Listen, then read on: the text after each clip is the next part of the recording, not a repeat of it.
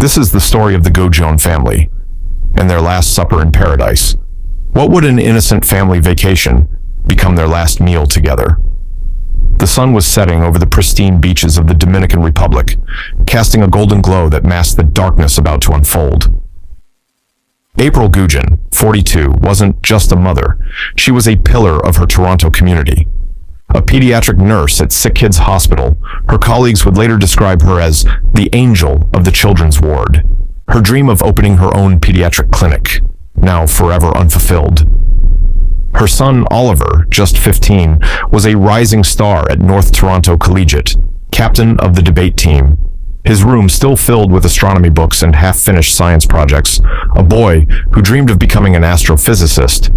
The telescope he got for Christmas still sitting unopened in their Toronto home. If you're as disturbed by this case as I am, hit that like button right now. And if you're new to True Crime Buff HQ, subscribe to join our community of true crime enthusiasts who demand justice for victims. Because what happened next will shock you to your core. Trust me, this story is about to take some dark turns you won't believe.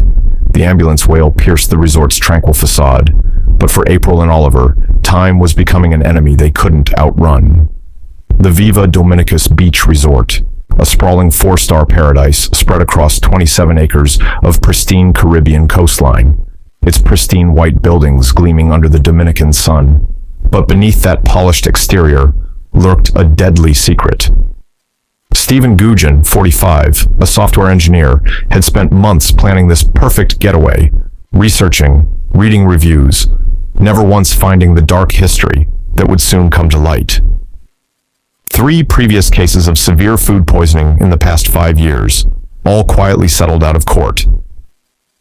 Room 247 in the resort's Paradise Wing would become their final family sanctuary, the last place they would all be together. The room's balcony overlooking the crystal-clear Caribbean waters that would never feel their touch.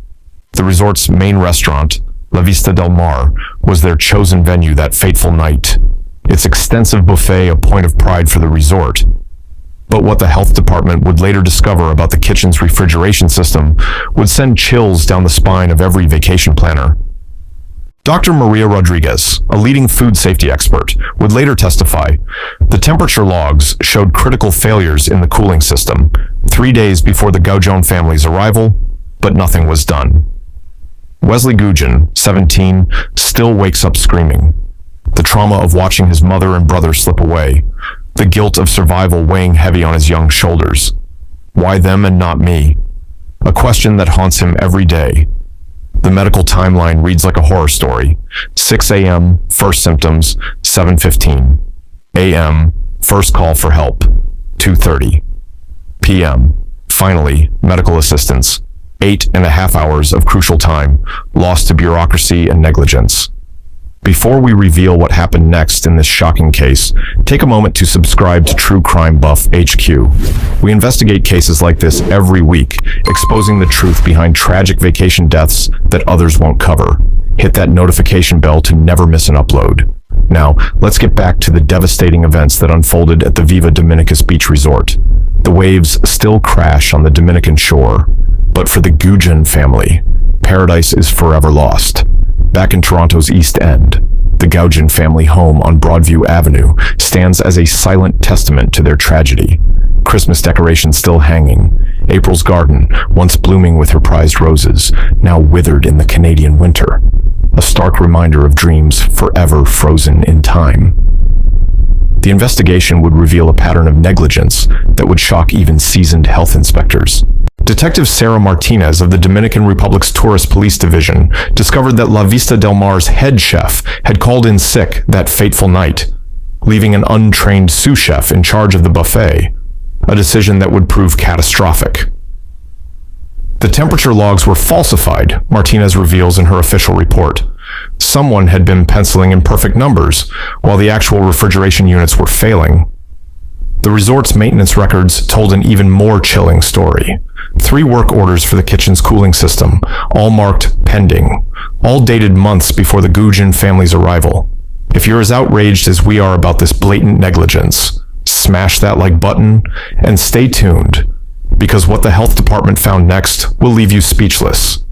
Stephen Gujon's testimony before the Ontario Superior Court painted a picture of overwhelming grief. I can still hear Oliver asking for seconds that night, if only I had said no. Wesley, the surviving son, hasn't returned to school since the incident. His therapist, Dr. Sarah Cohen, speaks of survivors' guilt that runs bone deep. He sets a place for them at dinner, every single night. The community response in Toronto was immediate and devastating. April's colleagues at Sick Kids Hospital established a memorial fund in her name. Oliver's debate team retired his position as captain, leaving an empty chair at every meeting. But perhaps most haunting are the text messages. Retrieved from April's phone, sent to her sister just hours before the buffet, "Paradise is everything we dreamed of. The kids are so happy. I wish we could stay here forever." Those words would prove tragically prophetic. Legal proceedings have uncovered similar cases across the Caribbean, 5 deaths in the past decade, all from food poisoning at luxury resorts, all quietly settled out of court, until now. The Gujon family's $10 million lawsuit has sparked international attention, leading to a shocking revelation. The resort had failed its last 3 health inspections, but continued operating through a series of temporary permits. Dr. James Morrison, a food safety expert testifying for the family, states, "This wasn't just negligence. This was Russian roulette with guests' lives." The aftermath of this tragedy rippled through both nations. In the quiet Toronto suburb where the Gujons lived, neighbors still leave flowers on their doorstep, every single day. Local food safety advocate Marina Chen points to a disturbing pattern. All-inclusive resorts operate in a legal gray zone between local and international jurisdictions, making accountability almost impossible. The Dominican Republic's tourism ministry launched a nationwide investigation, uncovering 43 other resorts with critical food safety violations. But for the Gujon family, these changes came too late. Stephen's grief manifests in quiet ways. April's toothbrush still stands in their bathroom. Oliver's soccer cleats remain muddy by the door. "Sometimes," he whispers in a heart-wrenching interview, "I pretend they're just away at the store." Wesley's trauma counselor reports a devastating detail. He can no longer eat at restaurants.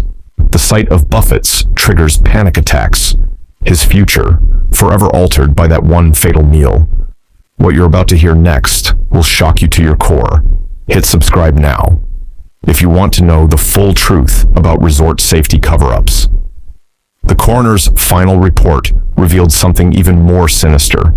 April and Oliver's death certificates listed cardiac arrest as the cause of death, an attempt to minimize the resort's liability. It took 3 independent toxicology reports to uncover the truth. April's last words to the hospital staff haunt the case files. "Please help my son first." Today, room 247 at Viva Dominicus Beach Resort remains vacant.